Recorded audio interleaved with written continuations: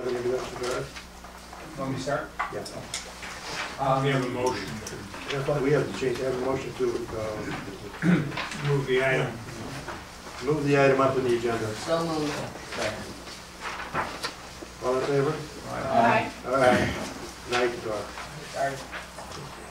Well, prior to our two newest board members joining the board, we did have some discussion on this, and just maybe bring them up to speed a little bit and just to refresh everybody's memory. I'd just like to go over some reasons why I feel that we do need a new building for the police department.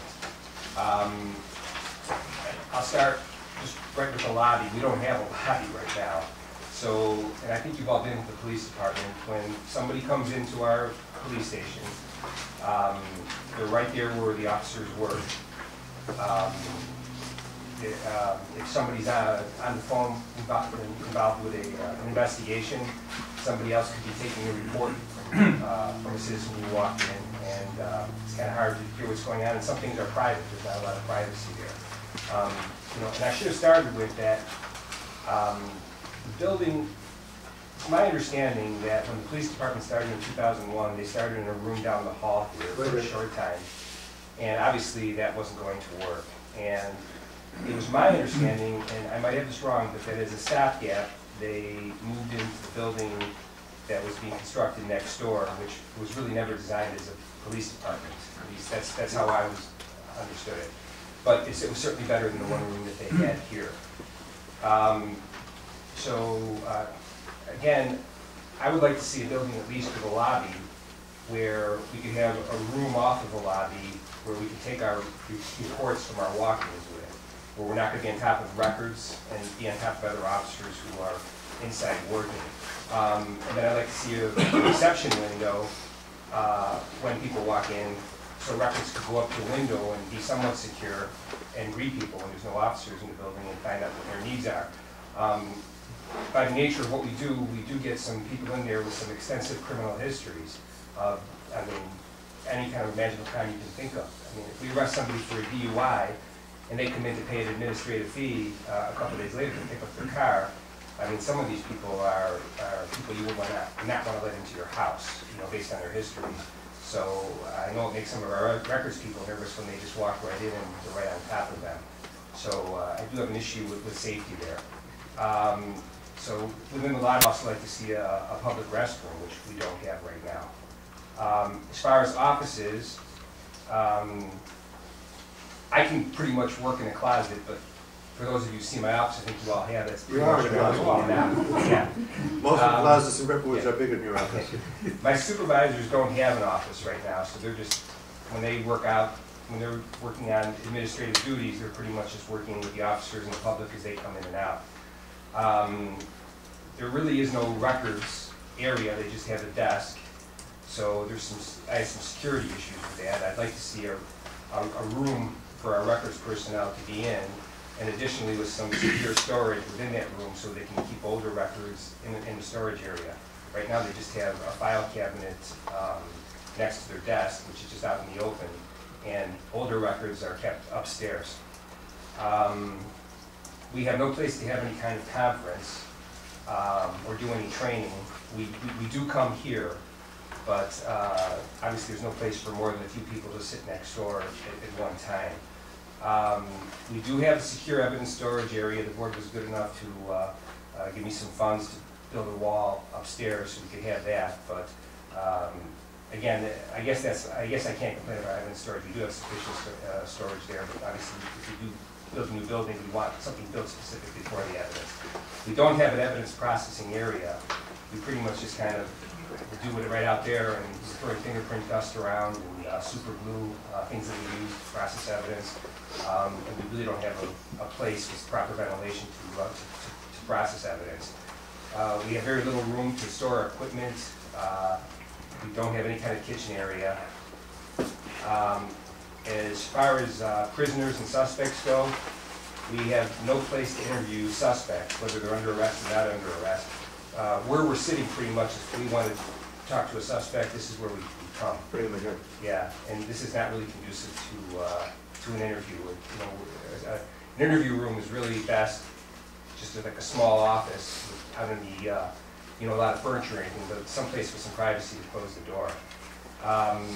And as the people who work here know, we're occasionally walking up and down the hall with either suspects or witnesses and trying to interview people and bring them into Village Hall. We have no place to actually process a prisoner either, much less interview them.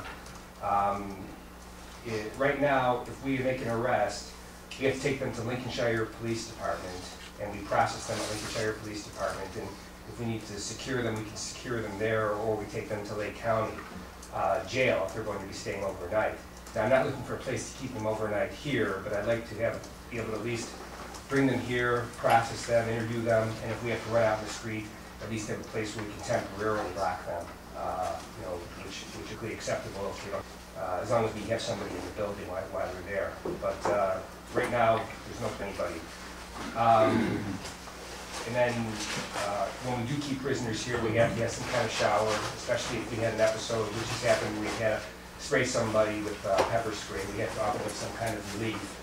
And you know, you don't have to take them to the hospital or anything. And we have to spray people here before, and you have to offer them something. I mean, that's basically by law. And a restroom for the prisoners, which would be in that processing area. If you've been upstairs and seen our locker rooms, there's just a couple of small hallways where everybody changes.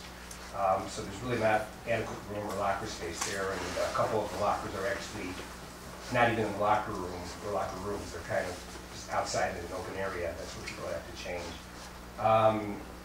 And I'd like to have some sort of armory to keep our weapons and ammunition. Right now, we just have everything locked in cabinets. And it'd be preferable to have a secure room that only my armorers and myself have access to.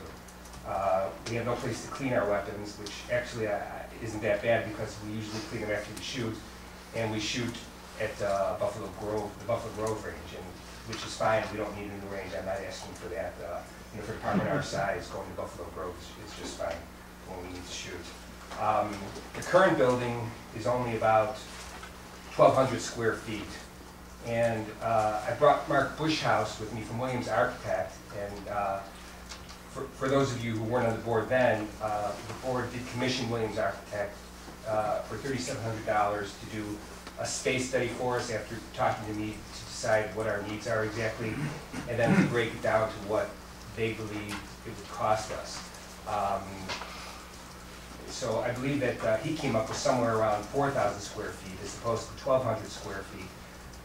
The 1,200 square feet we have now isn't even all usable, where the 4,000 square feet that Mr. Bushhouse will talk about, I think all the space would be used and we get a lot more out of it. So that being said, you know, we did commission Mark to do a study for us, and he brought the results of the study now. That unless you have any questions for me right now, that he'll present. Yeah, would you explain the problems that we have with being a legal building?